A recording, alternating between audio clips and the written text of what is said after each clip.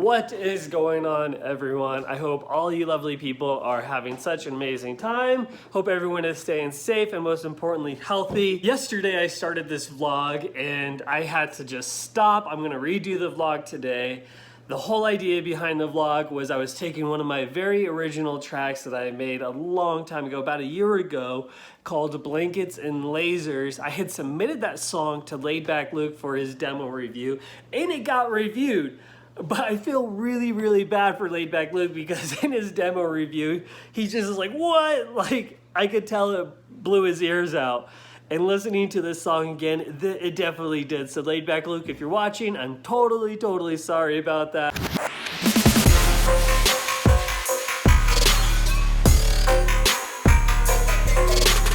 Okay guys, so getting right into it, I want to show you Laidback Luke's comments, and I'm just going to pull his clips from his demo vlog so you guys can see what he thought of this track and the tips that he gave me to make this track sound better and what I did to make that track sound better by listening to his advice. Okay, Blankets and Lasers by Daniel Bartlett.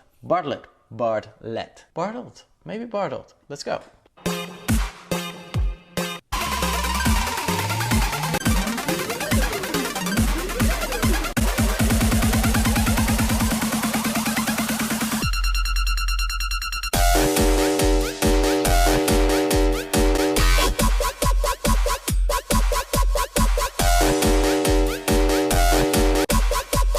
I must say I'm very impressed by all the sound design and the amazing production quality, and the mix downs on these are very different, but I do think this track could use a little bit more balancing in the bass area and the kick drum area, specifically kind of like side chaining the sounds in the drop. And although I hear a nice little sub going in the kick drum, when you compare it to the bass lines, what I always feel that the kick drum and the bass lines need to do is they need to wrestle a bit with each other. The bass line can be overpowering the kick drum and vice versa. So it's always a little bit of a wrestle match, and side chaining will help you with this, or proper leveling of the EQs as well. And when it comes down to proper leveling of the EQs, make sure the grab, maybe tracks by Abstract or any other of those bass guys that do this housey type of crossover, and just compare your track with their track and see or hear where the kick sits and hear where the bass sits, and try to balance your track out that way as well. And this way every element will sit properly in the track. But way to go. I'm properly impressed. Make sure to keep on working, learn that balancing out, and you'll reach a proper production level. So as I mentioned, I started this vlog yesterday. I started it about maybe 1 o'clock or so, and I didn't finish it until midnight. That's how much work needed to go into fixing this song, Blankets and Lasers. I wanted to show you guys how I made this track, but also show you how I was fixing it, because my production, design, and quality has come such a very long way since I've started, and I submitted that track to Laidback Luke. What I'm going to do now is just a quick overview showing you guys my screen recording using Logic, and I'm just going to do a voiceover and talk about the changes that I made, how I made the sound and the design actually just much better, and the quality of the track as well. I did upload that track on YouTube, and I'm going to put that in the description below so you guys can listen to the final result. But just in case, I want to show you guys right now. Here is the original Blankets and Lasers.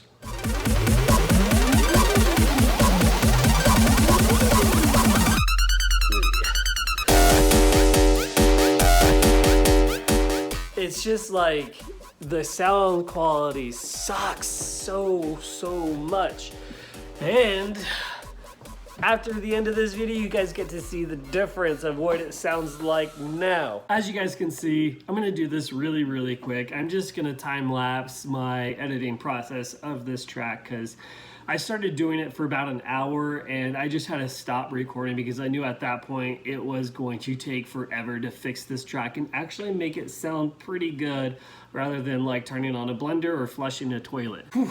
A lot of the biggest things that I did work on with fixing is panning. I did a lot of panning with different types of sounds. I balanced my EQs, as Laidback Luke had mentioned. I watched my gains. I lowered some gains. Actually, I had to lower every single gain on every single track and stem that I was using.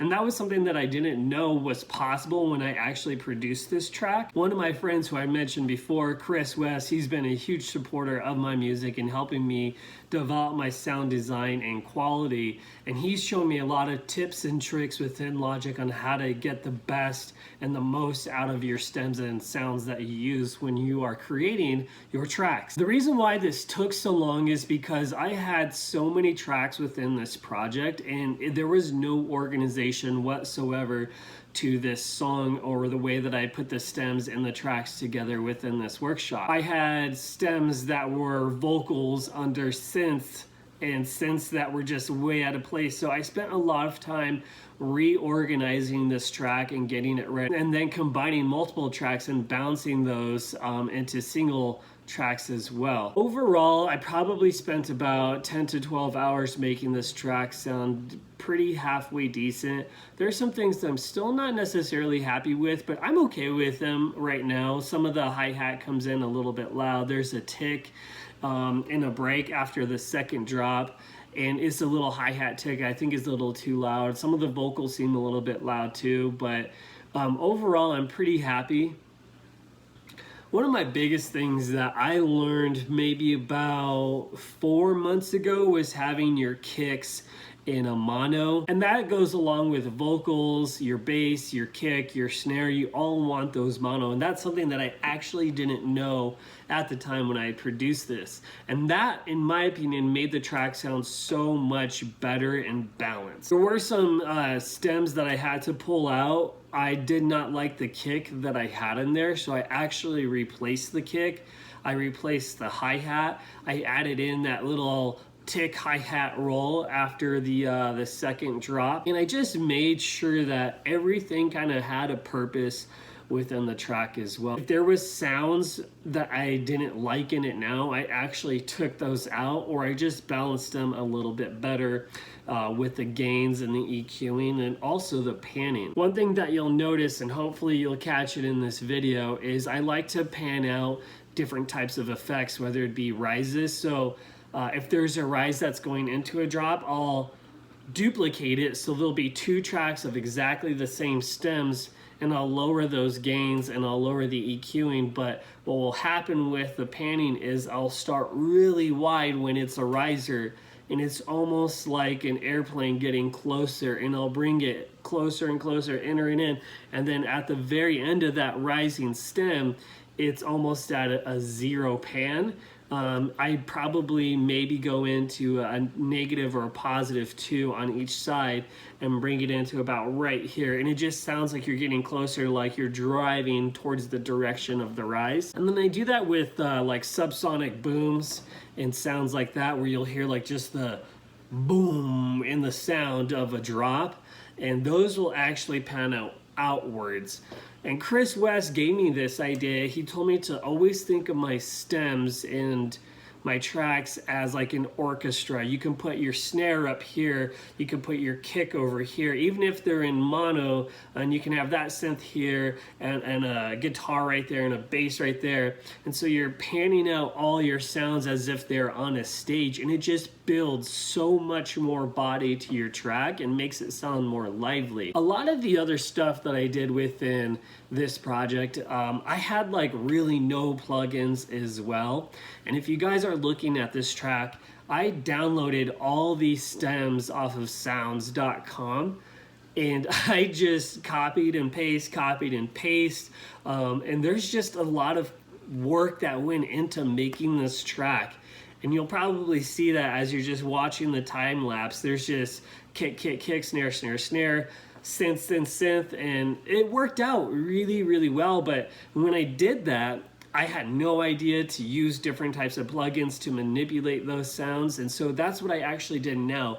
I added some compressors, I added some reverbs and some exciters, and it just livened up the quality of the sound so much better, and I'm actually very happy with it. As I mentioned, I didn't like the kick, and so I replaced that kick, but then I added a little bit of compression and I played with the frequencies as well. Daniel LaChance, awesome guy, great friend of mine, he showed me this trick with frequencies, and this is so cool because I did play around with it a little bit, but I don't remember if I did when I was making this song. And so when I played around with the frequencies, probably about 4 or 5 months ago on different types of tracks that I was making, I noticed that I can increase the bass, the punchiness of the kick, but I didn't really know how to balance the frequencies. And Daniel showed me some tricks, and it was just like mind-blowing. I took those techniques and I threw them in with the kick that Laidback Luke was mentioning about and his tips and suggestions with having the kick and the bass kind of wrestle with each other.